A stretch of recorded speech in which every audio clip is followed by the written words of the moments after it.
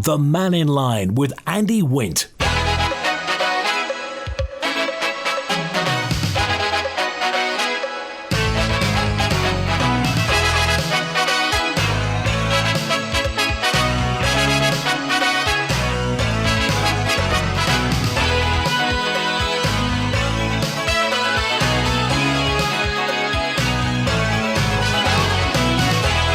Faster by, good afternoon. This is Mannin Line on Manx Radio. Your chance to have your say on the open line today till 1 o'clock. Call 66 13 68. Text or WhatsApp on 166 177. Email studio@manxradio.com.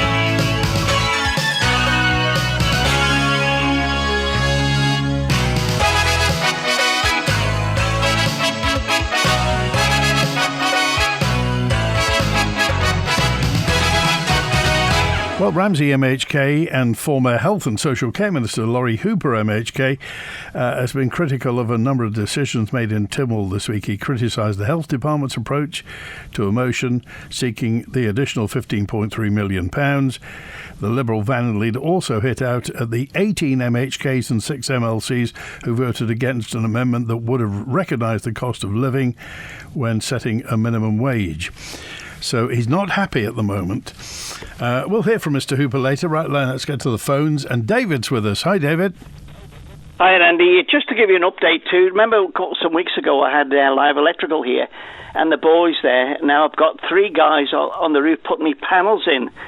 So by this afternoon or tonight, I'll be a substation in Onken. You'll be electrified.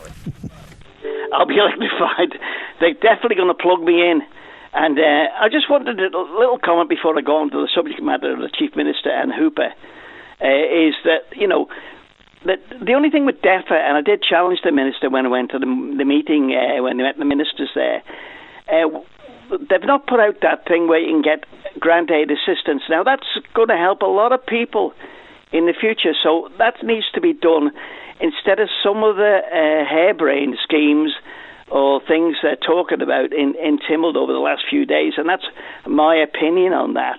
And the good news I'm going to have for you too, Andy, is by at least Monday anyway, I'll have a statement regarding vehicles when they're abandoned, when they are going to go to heaven and crushed, and there'll be a definitive answer from the, God bless them, the DOI, because there are loads of vehicles around the Isle of Man just sitting there on end.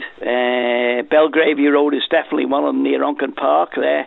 And all they're doing is collecting, the carpets of moss underneath some of them. We can't even actually sweep the streets because the vehicle's there and they never move.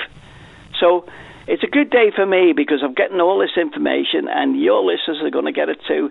And as for the fight between the Chief Minister and Hooper, Mr. Hooper, if he's not listening, he won't be. He's in Tynwald, as you heard him today, needs to get a life. He really needs to get a life instead of criticising the council ministers or the new health minister, which I think she's doing a fine job at the minute. Can you imagine getting the call to be the Minister for Health and saying, I want you to look at everything in here. You've got all the support you can get from your members, whether they're all in Tynwald or not. There's still, I think, 8 of them that are claiming the 67,000 and doing nothing. They're an embarrassment to us as a government, if I could say that, Andy, and I can prove it. All right, mate? All right, good to hear from you. See you, boy. Cheers now. Plug in well this afternoon.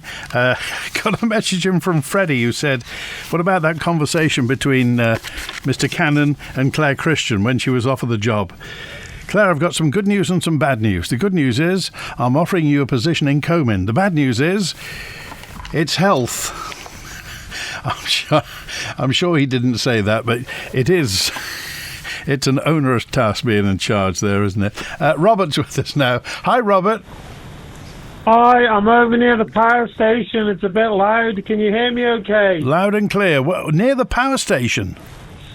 Yeah, I'm just, the FC Isle of Man home for Ravens. It's got the sign up there. I'm just in the bus station. Oh, right. I thought I'd have a chat to you about something I've noticed. Yeah. I've realised why Apple is such a $1 billion company. Basically, when I want a keyboard for my iPads, and there's all these adverts about, wrist switches and things like that with Apple keyboards on Facebook and things like that, and everything that you can get into. No one really knows what's behind any of those.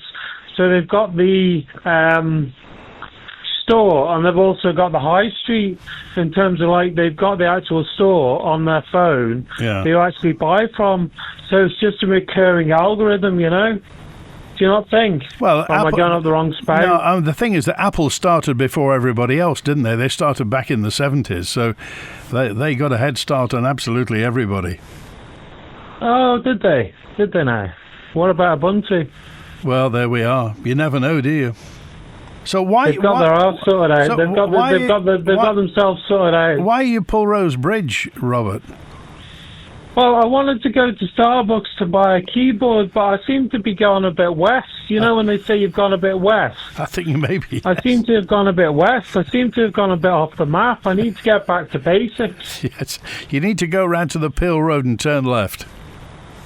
Oh, here we are. There's a guy here. I better go. Okay. I'll talk to you again soon. Thanks for that. Yes, Laurie Hooper is not happy. Laurie Hooper is criticising, as you heard David allude to, is criticising all sorts of things. These are... Well, here's Laurie Hooper for himself. I think it's very rich coming from Laurie Hooper, who seems to think everybody is imperfect and everybody is wrong except himself. There we are. That's the Chief Minister's response to Mr. Hooper. So, Laurie Hooper, what did he have to say?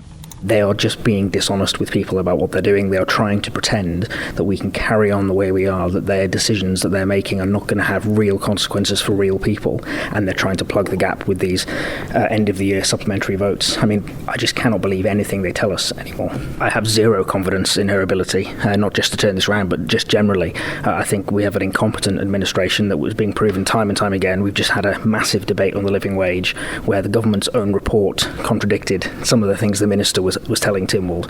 This administration has just lost the plot completely. You're talking there about slashing services, reducing, lengthening waiting lists. Is that just wishful thinking on your part, or is that really happening?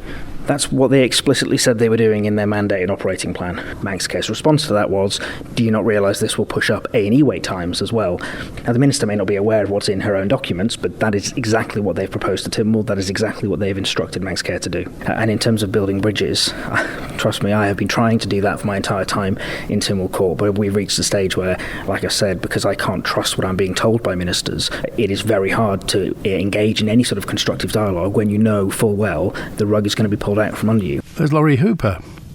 So, what did the Chief Minister have to say about what Mr. Hooper had to say? I think it's very rich coming from Laurie Hooper, who seems to think everybody is imperfect and everybody is wrong except himself, and unless he's been specifically involved in that particular piece of legislation or the particular piece of policy. Frankly, I think Laurie Hooper's being ridiculous in his statements and his allegations, that people are being dishonest. It's just frankly not the case. We're not even into election year yet.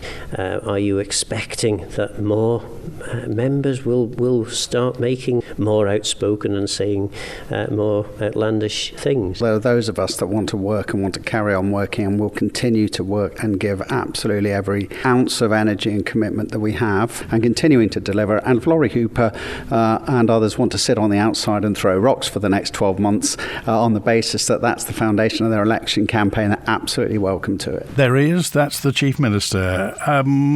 Well, politicians do fall out. It's not unknown for politicians to fall out, and sometimes emotions run high.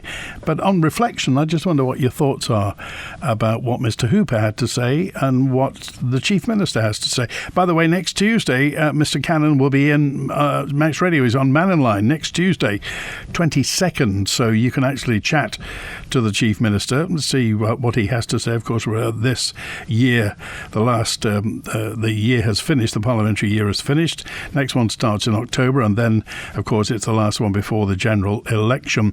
Incidentally, Claire Christian, the DHSC Minister, will be in August, in a few weeks' time, on Monday, the 11th of August. Claire Christian, MHA, will be here with their Executive Director, Tim O'Neill.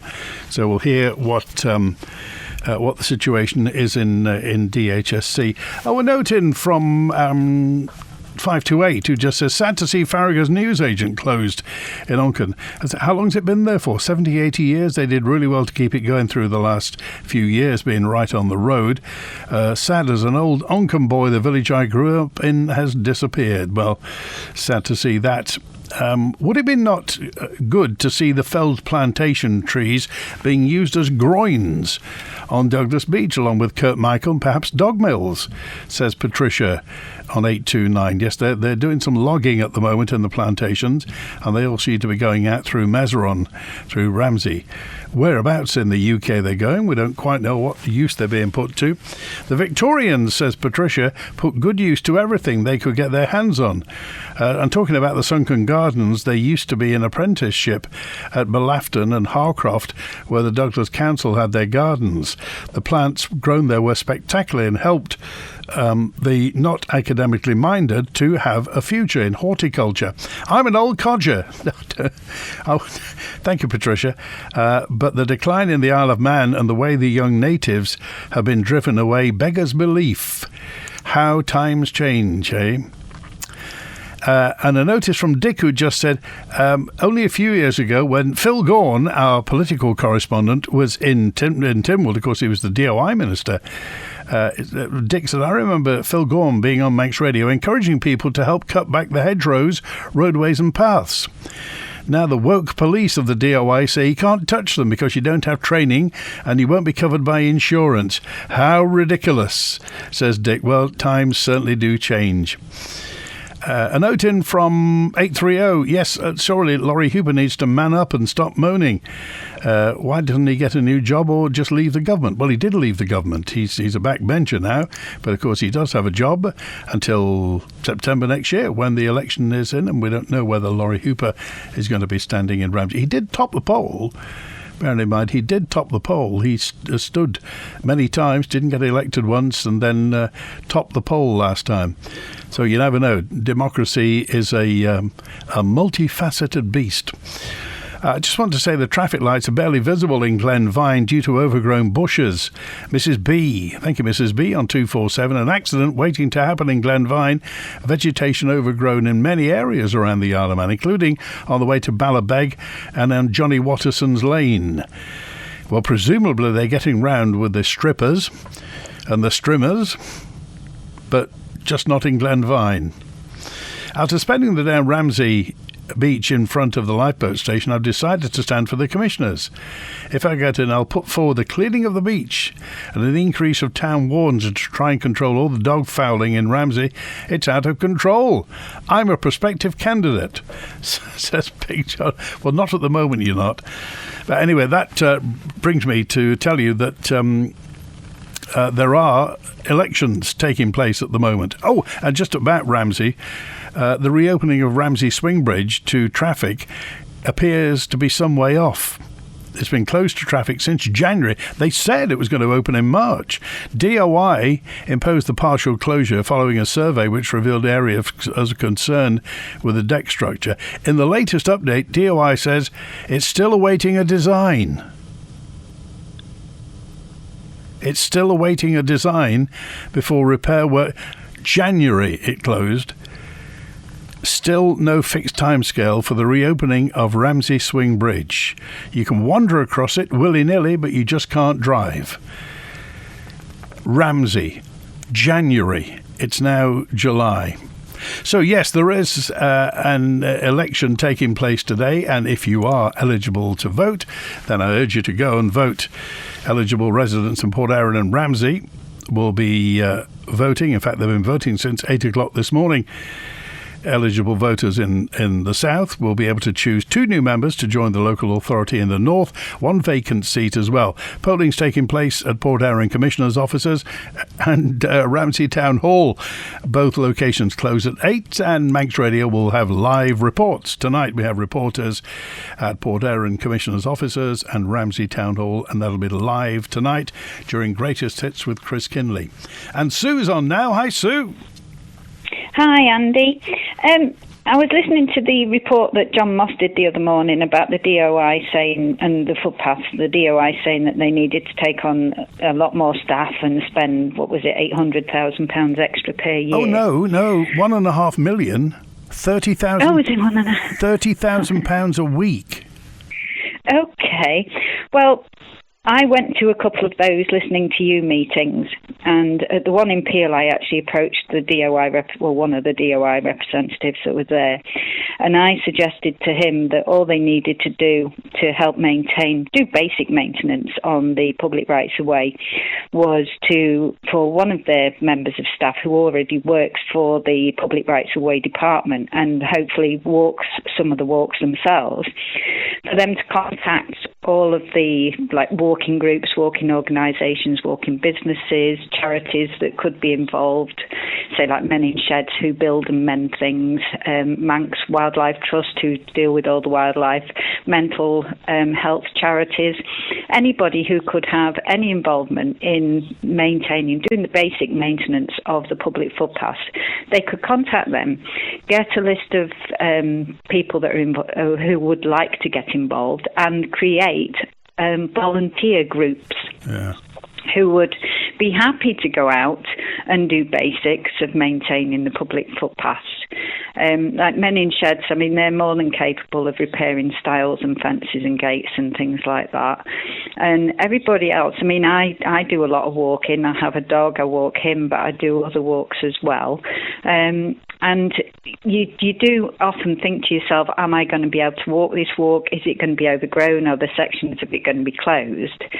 And I would quite happily give up some of my free time to go along and help just keep those pathways open and do little bits of maintenance and maybe repairs. And then if you've got people people who do suffer with the mental health. I mean, we're all told that being outside in the fresh air and in groups of people who are happy and enjoying what they're doing, then that is good for your mental health. Sue, let me tell you, I mean, walking is one of life's best pleasures, isn't it? Oh, it's brilliant, especially on this island, because we do have such beautiful scenery. And if they are maintained, the footpaths are wonderful. You know, so to just get a group of volunteers or many groups of volunteers, then the DOI wouldn't need to spend £1.5 million extra a year. They wouldn't need to take on so many extra people because they would have one person in their department just gathering this information, coordinating it. And then they could tell all the businesses and the groups that they've contacted, we will be advertising the areas that we want to maintain. We'll put it on Facebook, we'll put it on the government website. And if people are interested, can they let us know so that we know how many people and what sort of numbers we're looking at? And then they just need one person to go along and give out the equipment and just tell people what they're looking to be done. Well, at the moment, what they've said, Sue, is that they don't want the public because the public aren't trained and aren't insured. So they want to do it themselves at £1.5 million a year. I think this is all just excuses, though, Andy, isn't it? Because they know. Because during those listening to you meetings, it was quoted by people like Alf Pannon that they are in a process of reducing the number of employees within the government. And although he then went on to state that they had created 1,800 extra jobs, and 450 of those were within the health service, but they are in a process of trying to reduce them. So they know that they're not going to be allowed extra staff. They know they're not going to be given a budget of £1.5 million to be able to just maintain footpaths. Yeah. So surely just change the insurance a bit so that members of the public can go along and can maintain these wonderful footpaths. Well, and the thing would open up. Yeah, the thing is that beach buddies do this every Sunday morning. They go and clean beaches, and the beaches are the responsibility of DOI. I'm sure they are.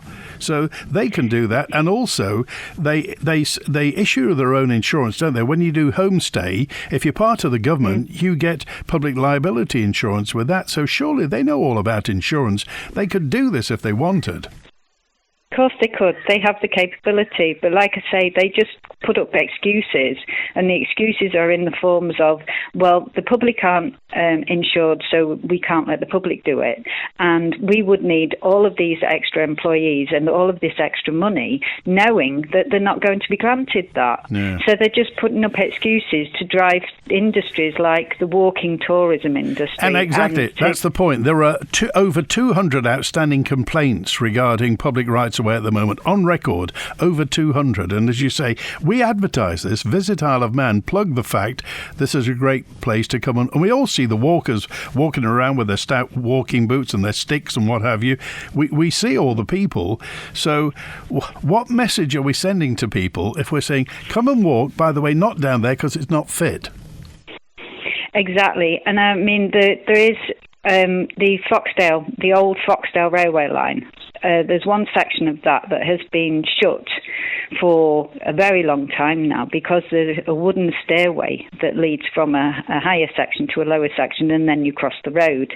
I mean, you can get round it. It's very easy to get round it, but they have closed a small section of that public footpath, and that is because that stairway has been broken. I think the message that was on One Network when I looked last year, it said that it should have been repaired between September 2023 and September 2024.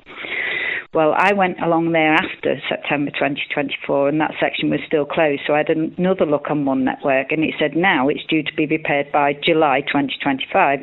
So it's obviously going on and on and on. And like I say, if they got organisations like Men in Sheds along who could build stairways, then yes, the right health and safety boxes would have to be ticked by the government, by the DOI, but at least the blooming thing would have been built.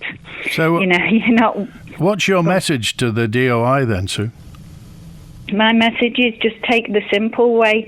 Get yourself some voluntary organisations, sort the insurance out. It wouldn't take that much doing. Once you've got the people involved, then these footpaths will be open. They will be pleasant.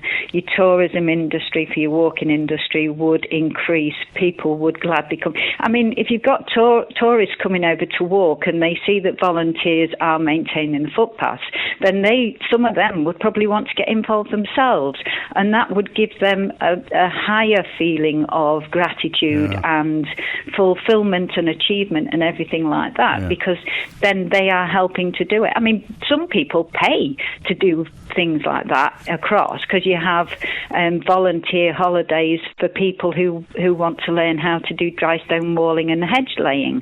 They pay a company and they go along, they learn a craft, they learn a skill, and while they're learning that skill, they're actually mending the blooming thing. Yeah. So, well, actually, you go along. Bill Dale will tell you we often get some rather well-heeled people from some of the cruisers that come in who actually pay to join Beach Buddies, and they spend a morning so they're on holiday, pay thousands, and then pay to take part cleaning our beaches. Win-win. Yeah. And if the government caught on to that, they could say, OK, we'll advertise holidays for people to come along and help maintain our footpaths.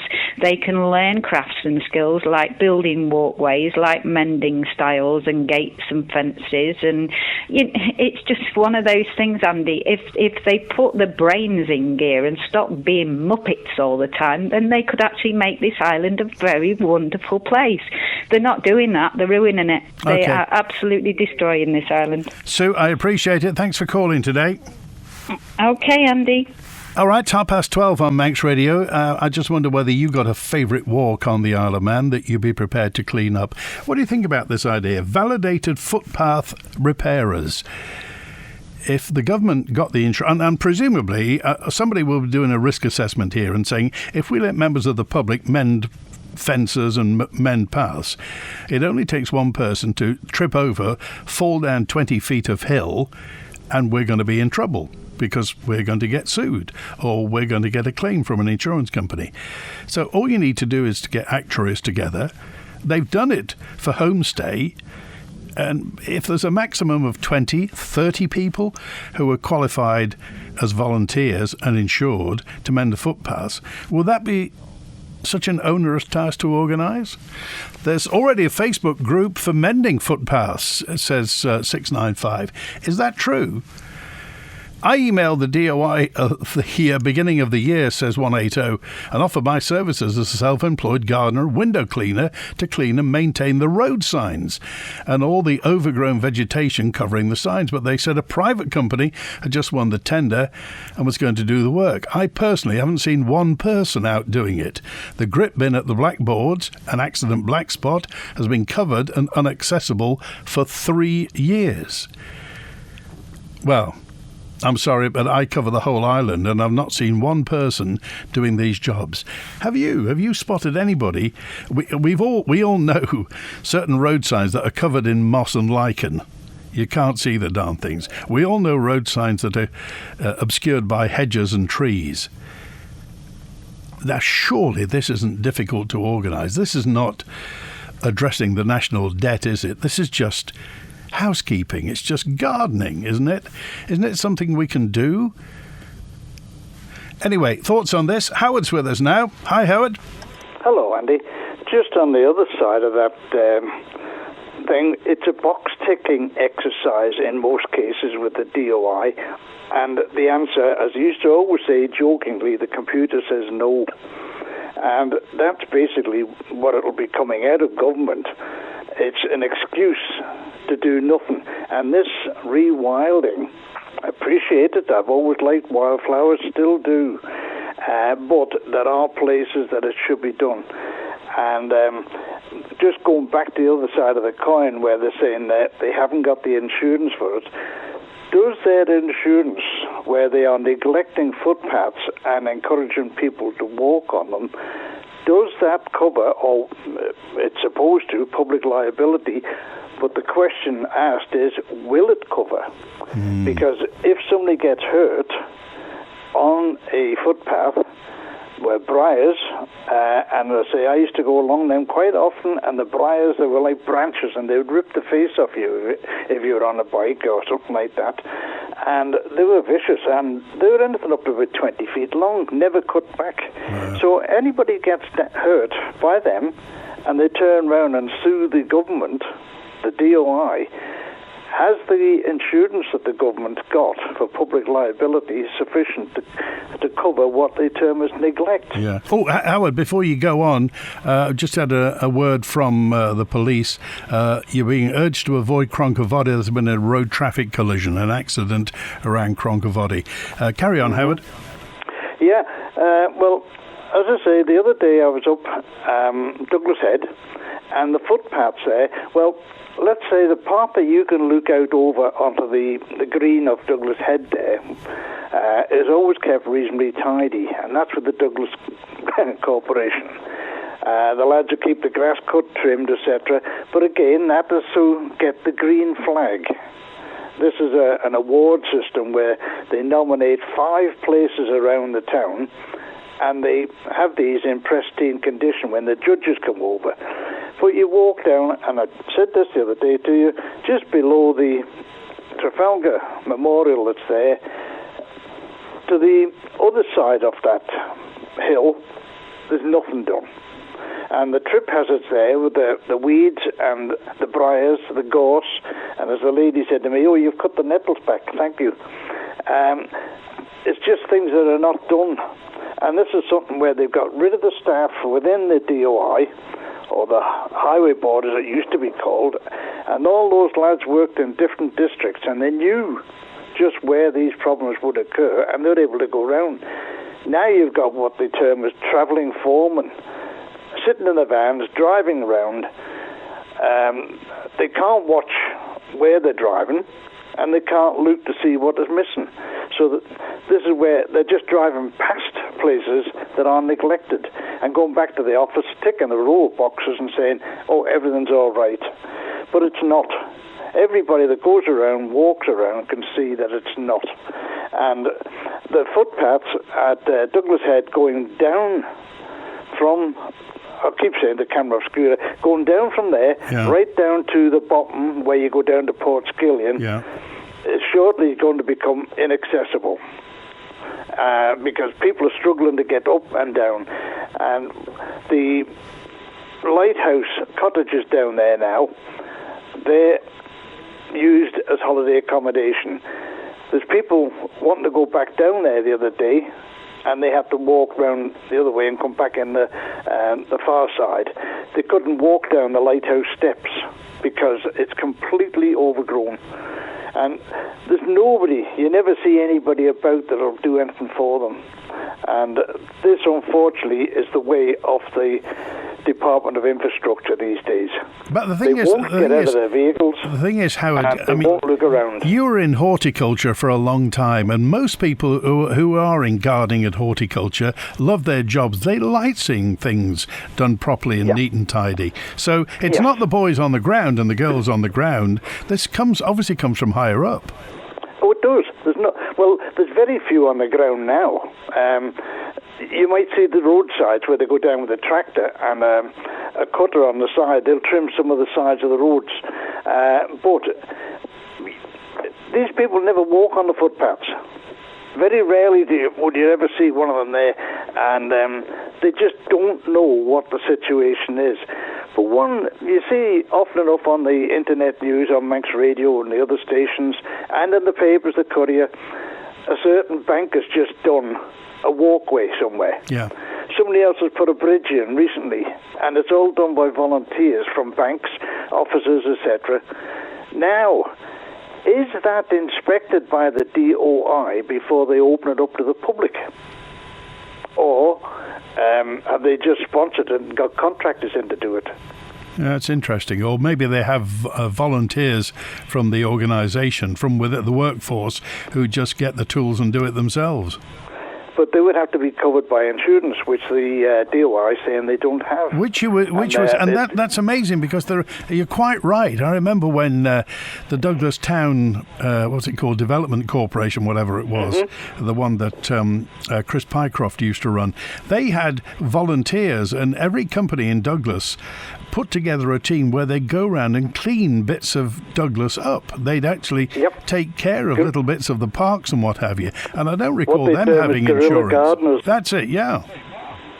And the people were proud of where they lived and what was available and what was seen by the public. I think everybody's still proud of where they live, Howard. It's just the people who seem to be in charge of it don't share that pride.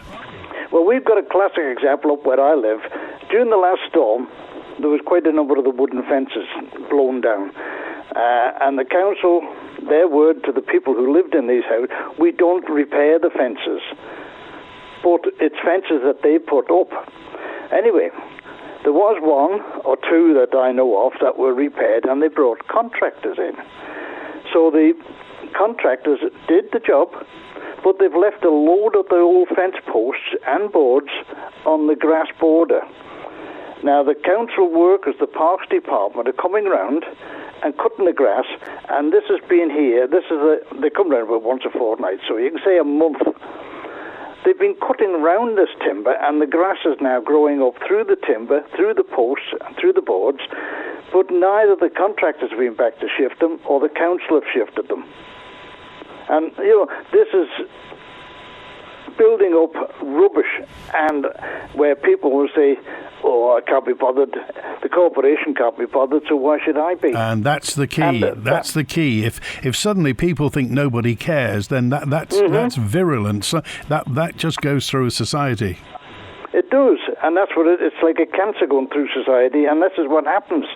These boards are just going to stay there till they rot, or eventually the Parks Department, it is, that cuts the grass, will come up. Why haven't the lads who's been cutting the grass reported it to their bosses, who would have sent somebody up possibly to shift the stuff, or get the contractors who've paid to do the job, finish the job off? Okay. All right, Howard. Take care. Good to hear from you. Bye Thanks now. for being with us. 20-1 now. National Trust says 883 National Trust across have lots of volunteers doing work on numerous things. So what's the government's excuse? Thank you, Mike at the Welbeck. Sue for Chief Minister. Yes, there are Facebook groups for mending footpaths as well. And if you want to send me a link to that, I'd like to see that. The Island Games ladies semi-final is Isle of Man 1, Western Isles 1. Becky Cole scored. The passenger in my car took this photo earlier, says 722, this week on the way to Ramsey on the main Laxey to Ramsey road. Can you see the sign? No. The sign is in about a foot of hedge. You can just see the red exterior. Howardton Avenue junction with Selborne Road is difficult to get off in a vehicle due to the hedges growing over the garden walls, impeding pedestrians too. The Isle of Man has gone to hell in a handcart. Says, well, not quite there, are we? Kevin's with us now. Hi, Kevin. Hi, Andy. I'm just following on. It's always when David Quirk phones in, actually, he always reminds me about something I said. I phoned in, I think it was about a couple of weeks ago. I was talking about something that Julie Edge mentioned about training certification for gas fitters and gas engineers. Yeah. Yeah, if you recall. I don't know whether she ever came back on to answer that. But what I was going to say was following on from the lady that was speaking there about the footpaths. And I think this actually could be in defence of the DOI, although I'm not totally sure of whether it is the DOIs involved or just the local authorities. But I can cite an example. Friends of Poulson Park. Now, I know that there was a group of ladies there, and I know one in particular, in fact, related to James Davis, who, of course, used to be on Manx Radio. And they wanted to do some, I don't know whether it could be termed as guerrilla gardening, but they did want to help out and to keep Poulson Park in good condition and tend to the borders and plant flowers. And they weren't allowed to do this. Now, they were stopped by Castletown commissioners. And I don't know why they were stopped, but she was quite upset about it, and so were the group of gardeners that offered their services. And I'm not sure that it is just a case of insurance or health and safety. I think it's a much wider problem that they have to overcome. And I think it's a case of supervision, because although you have people who might be able to plant flowers and look after Poulson Park or maintain fences and footpaths, I think there's a wider element of supervision and also ensuring that what they are doing is actually safe. Well, that's the key point. The key point, Kevin, you mentioned the word insuring. Okay? Yeah. Insurance is going to be at the back of everything. Yes. Now, I actually spoke to Richard Baker this morning. This is just coincidentally. Now, Richard Baker is the head of the building control. Now, I'm a qualified electrician.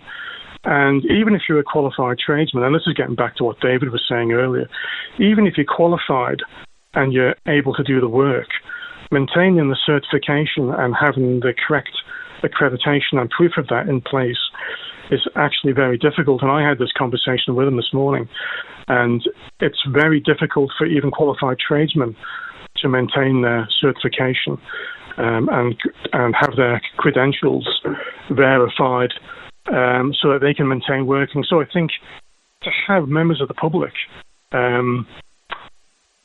working, sort of roaming free and doing work as they please, it's just not possible, because I think there's so many things now. Okay, about 30 years ago, or even 20 years ago, it would have been possible, but the world has moved on.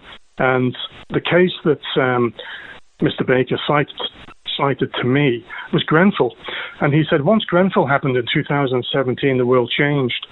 And the government in the UK drew a line, and everybody now has to be certified and proof of certification. And you just cannot have people acting alone or acting just on goodwill.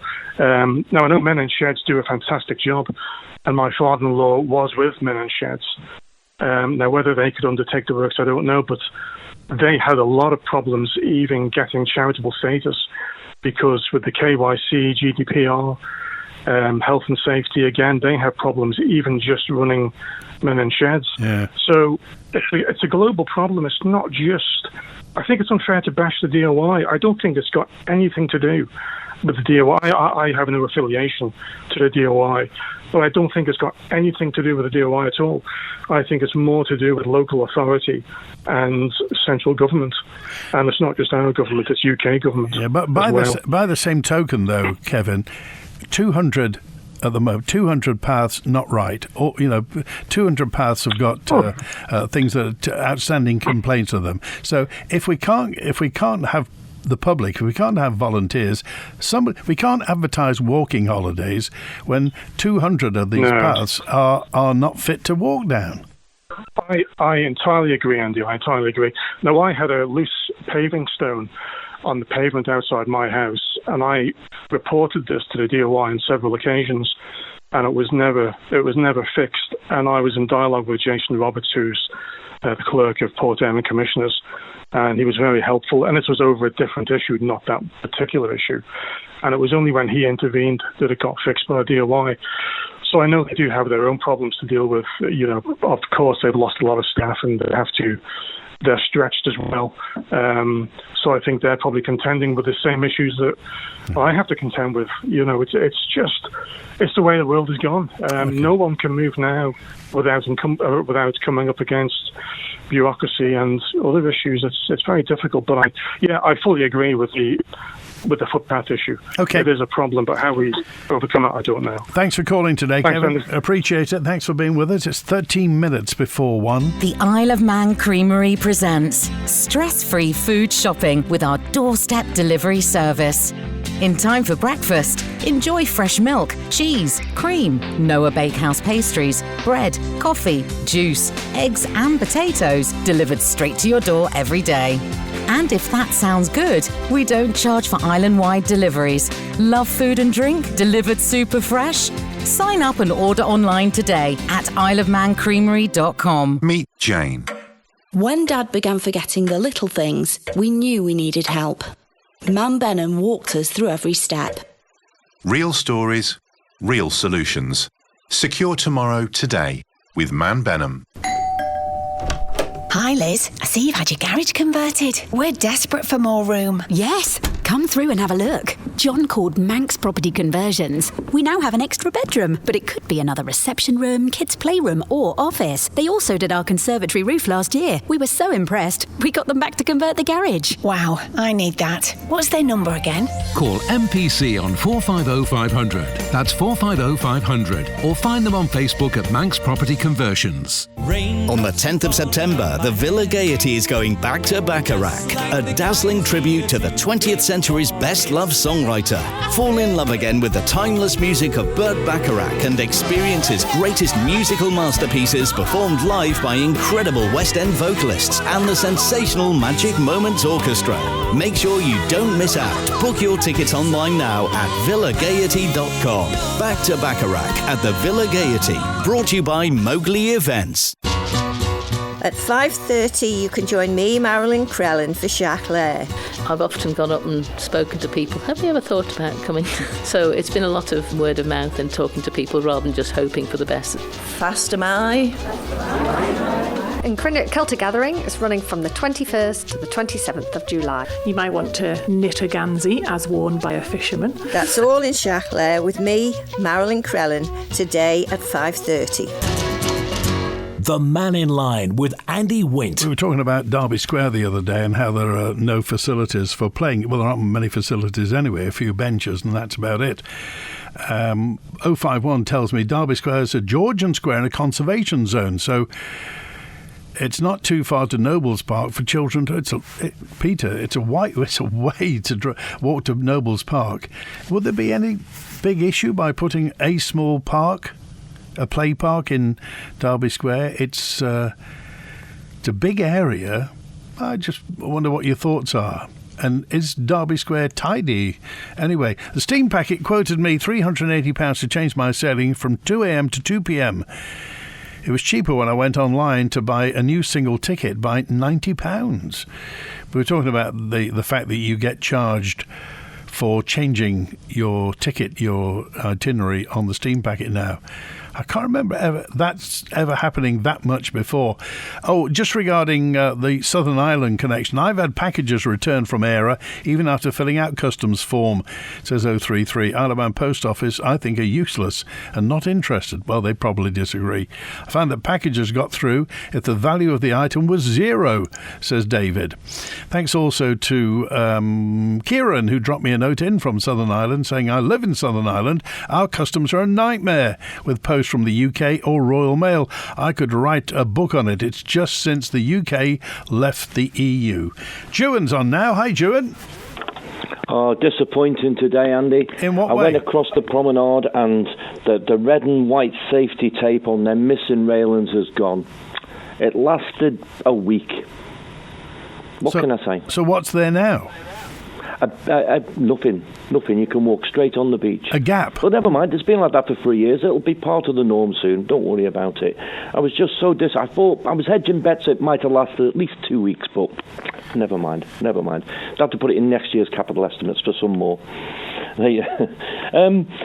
Talking there before, you're talking about looking after your own place. I mean, you look up in Onken, it'd be handy to ask David Quirk actually when he's on next. The amount of weeds and growing in the gutters in Onken is crazy, absolutely crazy, and I don't know what their plan is for doing that. What you mean in the street gutters? In the street gutters, yeah. I mean, it's crazy everywhere you go on the pavements and down the gutters. In 2 months' time, you're going to start getting the rains coming, maybe in September, October. And you get some heavy bursts. So I'm wondering what's going to happen there, because there's been nothing done for a long time. Yeah. And I go out and do my own. I mean, I've gone out, done my neighbours, done my other neighbours, and do it, because you've got to. I mean, it's no good asking and phoning all the time. You just got to go out and do it sometimes, and better to beg for forgiveness than wait for someone to do it. And that's just where we are. I just don't know what the plan is with some of these councils. I just wonder also, because a lot of the authorities seem to be, you often walk down and you see where the lawns are near pavements and what have you, and you'll see the edge of the lawn has gone pale, it's gone brown. That's weed killer. So they've used weed killer on the edge of the lawn, and presumably they're putting weed killer in the stuff that's in the gutters. So that's just going to go into the system. Why don't they just go around and burn it or dig them out? And another thing, just on a side note of that, I believe they're putting root inhibitor on the plants that they're planting in Douglas in some of the places, because they're breaking the pots. I mean, can you work it out? So this is why the plants are not growing when they bed them in, because they're putting root inhibitor on it. Can you work out any common sense in what's going on anyway? My word. And you know, for Devon and that to come on saying that their scheme's working in Douglas with the lanes. I mean, all you got to do, Andy, is just go and walk down the back lane to Douglas and look for yourself. It's absolute mess. What you're talking about, the fortnightly bin collection? The fortnightly bin collection. You know, I think I should set a stall up outside the House of Keys with rose-tinted glasses, because I think I'd make a fortune, I think, with these people walking into work. Because things are not like what they're trying to tell us they are. They're really not. And I asked Tim Crookall this question at the roadshow the other week. They stood up there proudly saying how they were dropping down the head count and saving on this and saving on that. And the question I said was, you're 4 years into your administration with 12 months left, and now you decide to do this. Why didn't you get a grasp of this right at the start? You knew that government is overhead with people inside there, and the question was, there was also, the answer, was, a lot of this was with Manx Care. Well, where in Manx Care is it going? Where's it going to? Is it going to administration, or is it going to people on the ground floor? Because there doesn't seem to be any more people going on the ground floor doing stuff. It seems to be at a higher level. So again, we've got head counts going in there, but what's it for? 6,000 people on a dental list. We're not going anywhere very fast here, are we? What can't speak can't lie, and also when people are struggling to get a GP's appointment, this is, the officials and the politicians can talk in highfalutin terms about esoteric things, but everybody bothers when they get toothache. I mean, toothache is one of the worst pains brains.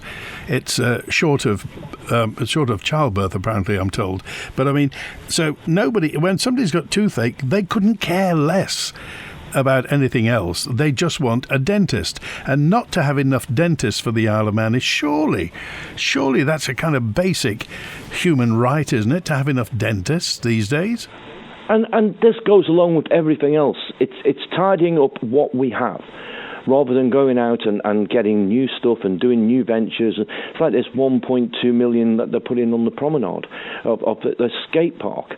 I mean, fix what's wrong to start with. You've got grass growing in the sand on Douglas Promenade. You've got railings missing. Tidy up what you've got, and then look at spending on this other stuff, these grandiose schemes. You know, I mean, what is it now? We've got a minister with no portfolio, and we've got minister for the cabinet office.